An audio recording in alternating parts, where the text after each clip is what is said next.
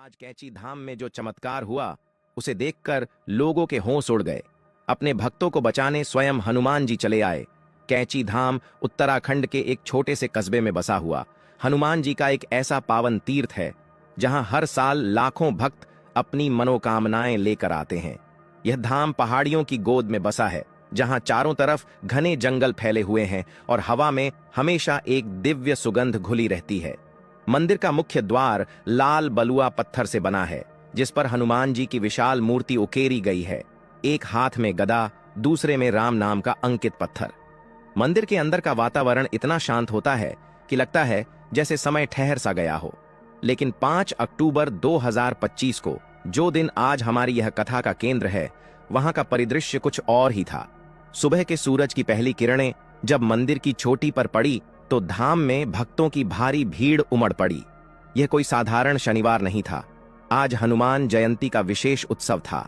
दूर दराज से लोग आ रहे थे, कुछ अपनी बीमारियों को ठीक करने, कुछ संतान प्राप्ति की कामना लेकर, तो कुछ व्यापार में लगातार हो रही हानि से तंग आकर। हवा में घंटियों की ध्वनि, भजन कीर्तन और आरती की मधुर स्वर लहरियां गूंज रही थीं।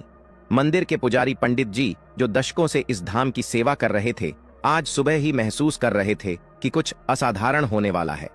उनके मन में एक अजीब सी बेचैनी थी, जैसे कोई अदृश्य शक्ति उन्हें बता रही हो कि आज हनुमान जी स्वयं पधारेंगे। प्यारे भक्तों, आधा अधूरा ज्ञान सुनना या छोड़ देना दुख और पाप का कारण बनता है। इसीलिए इस घटना को अंत तक अवश्य देखें। अगर आप भी हनुमान जी के सच्चे भक्त हैं तो इस वीडियो को लाइक करके चैनल को सब्सक्राइब जरूर करें और कमेंट में जय श्री राम जरूर लिखें और वीडियो को हाइप जरूर करें। तो चलिए बिना किसी विलंब के शुरू करते हैं। भीड़ में सबसे आगे खड़े थे सोहनलाल, एक किसान लखनऊ से। सोहनलाल का जीवन पिछले 2 सालों से संकटों का सैलाब बन चुका था। उनकी एकमात्र बेटी 18 वर्षीय प्रिया एक दुर्लभ बीमारी से जूझ रही थी। डॉक्टरों ने कहा था कि यह कैंसर का शुरुआती स्टेज है, लेकिन इलाज के लिए लाखों रुपए चाहिए। सोहनलाल की खेतों में लगी फसल सूख गई थी और कर्ज का बोझ इतना बढ़ गया था कि घर बेचने की नौबत आ गई थी। बजरंगबली, अगर आप हैं तो मेरी प्रिया को बचा लो। सोहनलाल ने मंदिर के चरणों में सिर झुकाते हुए प्रार्थना की।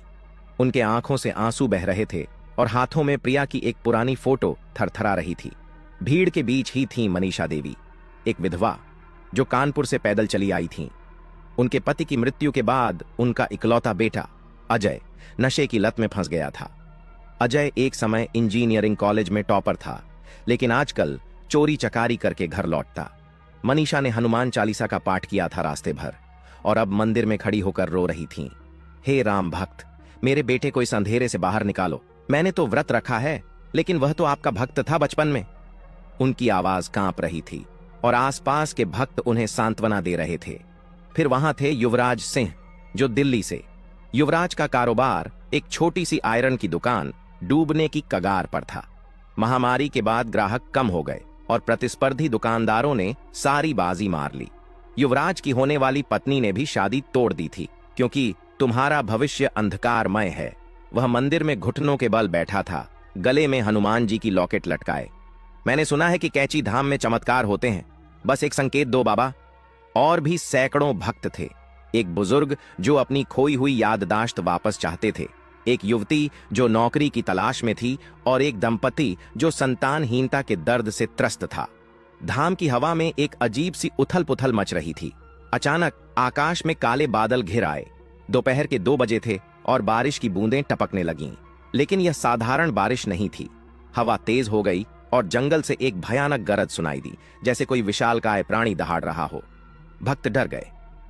यह क्या हो रहा है? सोहनलाल ने चिल्लाया। पंडित जी ने जल्दी से आरती उतारी और बोले, शांत हो जाओ भक्तों, हनुमान जी की कृपा है। बारिश तेज हो गई। मंदिर के आसपास का इलाका पहाड़ी होने के कारण खतरनाक हो गया।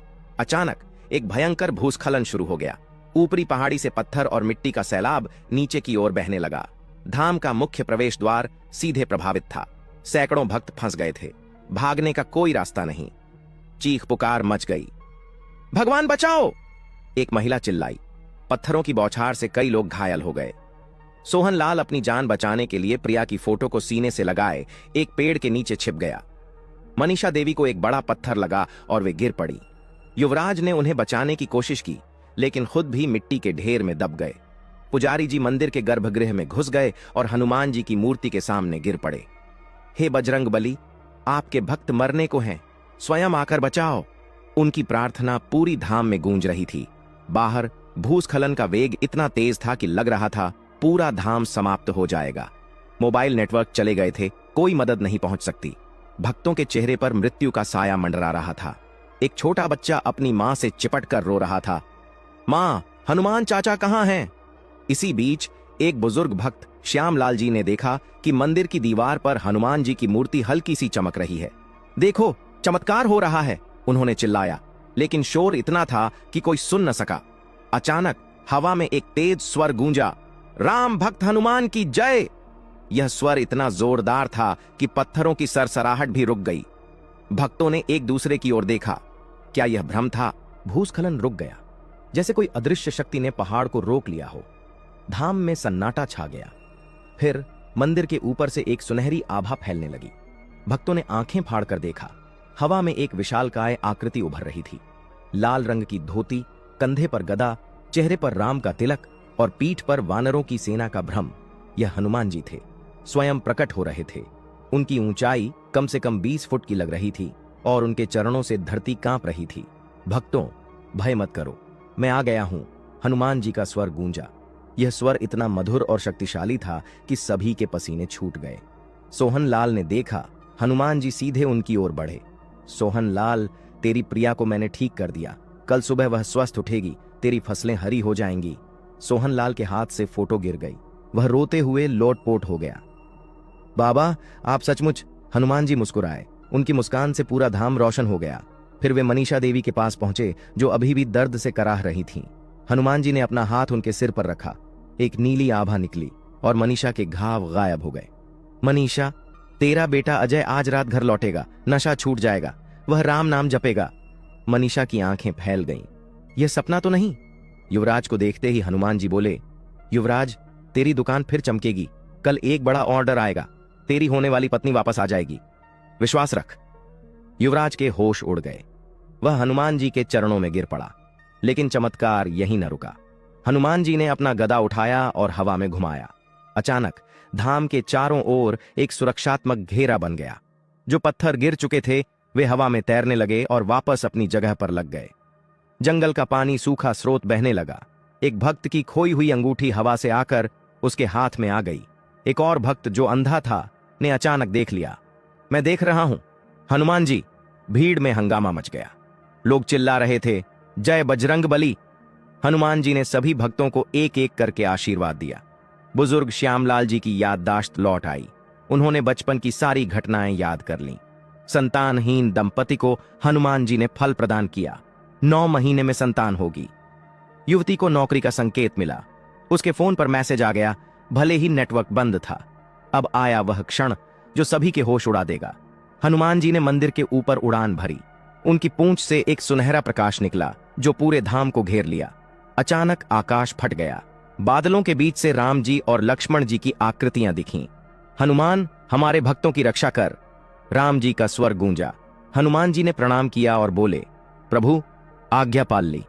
फिर जो हुआ, हनुमान जी ने अपना गदा धरती पर ठोक दिया। जमीन से एक फव्वारा निकला, मीठा दूध का फव्वारा। सभी भक्तों ने दूध पिया और उनके चेहरे पर दिव्य प्रकाश आ गया।